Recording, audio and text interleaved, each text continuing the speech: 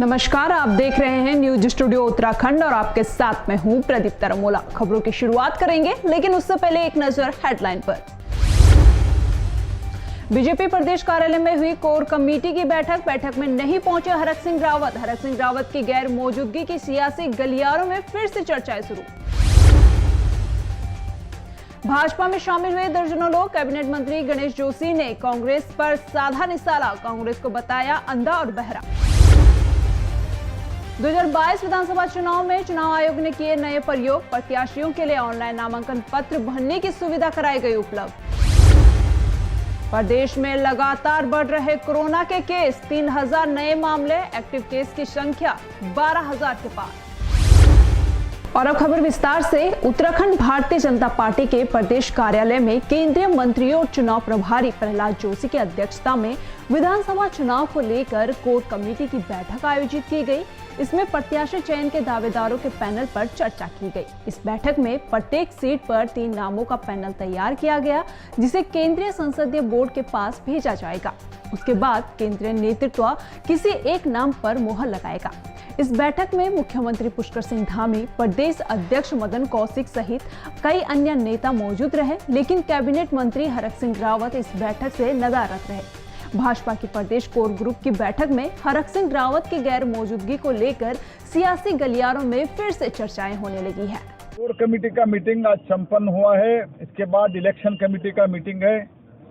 Core committee में जो अभी कोरोना का परिस्थिति उत्पन्न हुआ है, इस संदर्भ में जो कुछ रिस्ट्रिक्शन भी लगा हुआ है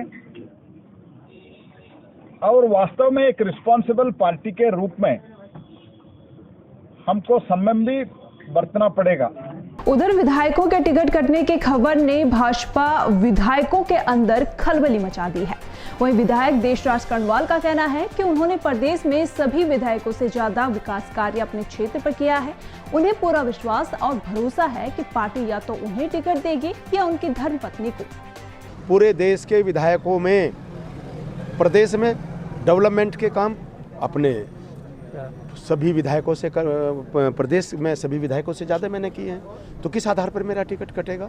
या अभी जब हुआ ही नहीं, तो पार्लियामेंट्री बोर्ड की बैठक चल रही है प्रदेश की कोर कमेटी की, तो मुझे भरोसा है, क्योंकि मेरी पार्टी जो है वो काम कमेरे लोगों को टिकट देती है, काम करने वालों को टिकट देती है, परफॉर्मेंस देखती है, चाहे वो जनता के माध्यम से देखे या विधायी कार्य के माध्यम से, क्योंकि मैंने विधायी कार्य किए हैं, मैंने डेवलपमेंट किया है, अपने क्षेत्र का विकास कराया है। और अगर कहीं दिक्कत कोई आई तो मेरी पत्नी भी दावेदार है 2nd नंबर पर।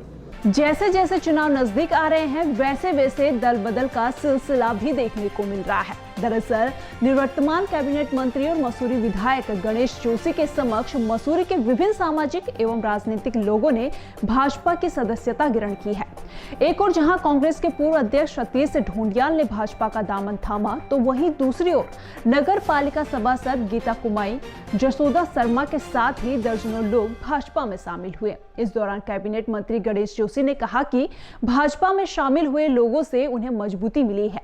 साथ ही उन्होंने कांग्रेस पर निशाना साधते हुए कहा कि कांग्रेस जब सत्ता में आती है तो बहरी हो जाती है और जब सत्ता से बाहर जाती है तो अंधी हो जाती है।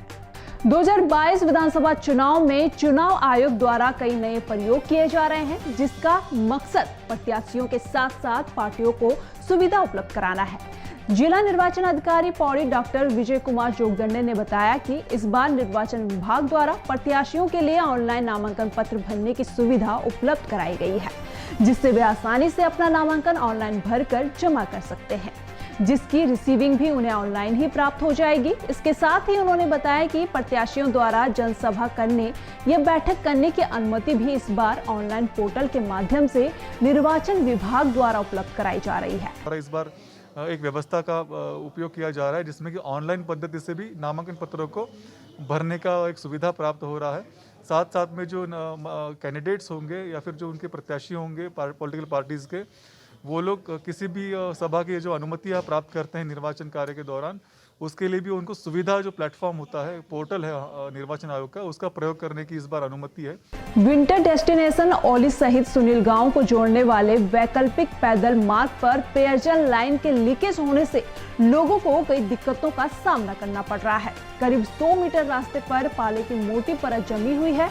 पाले की चपेट में कई ग्रामीण और पर्यटक आ चुके हैं, लेकिन न पेयजल विभाग को और न ही संबंधित पेयजल उपभोक्ता को इसकी चिंता है, जिसका खामियाजा सुनील गांव के लोगों को आवाजाही करते वक्त पाले में गिरकर भुगतना पड़ रहा है। फिलहाल खास खबरों में मेरे साथ इतना ही। बने रहिए न्यूज स्टूडियो उत्तराखंड के साथ। नमस्कार।